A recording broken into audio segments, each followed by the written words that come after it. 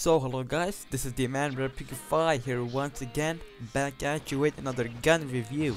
And in this gun review I will be taking a look at the ACW-R recently released assault rifle for your assault class.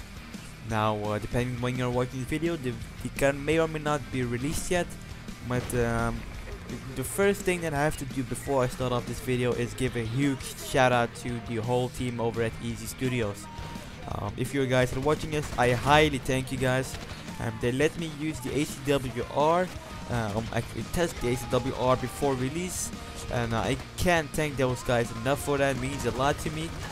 So far I know that also select other people also got to use it, and I just can't thank EAzy Studios enough for that, to involving the community with these weapon releases. And as long as they keep doing this, I am sure that they'll fix all the bugs in Battlefield Play 3 and just fix everything. So a huge thanks to them for that. And we can get on to the topic of this video, which is the ACW-R assault rifle for your assault class. Now the ACW-R is a recently released assault rifle that is absolutely awesome. The ACW-R, it is a kind of above average damaging assault rifle with really good accuracy actually. The ACW-R comes with 24 bullets per magazine with 4 magazines total. This is nothing out of the ordinary. A lot of guns have 24 bullets per magazine, so that's nothing out of the ordinary. So that's really good and not bad. But I do recommend that if you get this weapon once it's released, that you will use something like Casket Max or Viper Max to buff up the damage and or ammo. And the ACW-R had a projectile velocity of 600. This is nothing bad. It's actually quite good, to be honest, because a lot of normal weapons that are in the stores right now have a projectile velocity of 550, and 600 is a bit above average, I would guess. Now also let me quickly check here if I can find it. The damage, alright, the damage of the ACW-R, as I said, is a bit above average. The minimum damage at close range is 28 and the maximum is 30. So at close range, without even any attachments, you'll be hitting 28 to 30 damage, and this is extremely high. This is around the AEK level, I'd say. And if you put in some CQC ammo, I'm probably sure that you'll be able to get a 3-hit kill with this particular weapon. Although I would recommend something like Casket Max or Viper Max, to buff up the damage and the ammo. The medium damage is 22 to 26. This is still really high without any attachments, and the long range damage is 18 to 22. That's why I really recommend that you use something like Casket Max, because simply Casket Max on this weapon would be really good to the weapon because it already has really high damage. Now the deviation of the weapon is actually not a lot.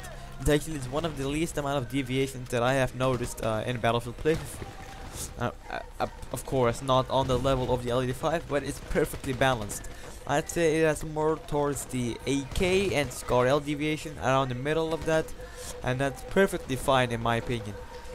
Now one important aspect of the weapon is the recoil of the weapon.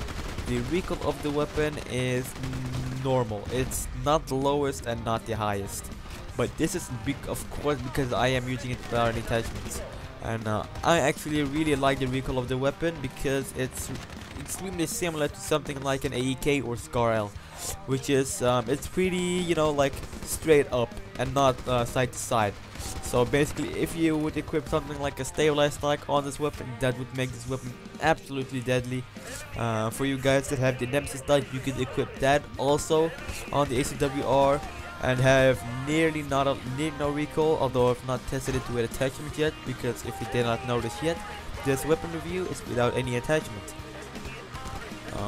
Basically, the attachment that I would recommend for the ACW-R would be the Predator barrel or Precision barrel to buff up the projectile velocity a bit, although that's not really needed, so you can go with something like standoff or close-in barrel as well.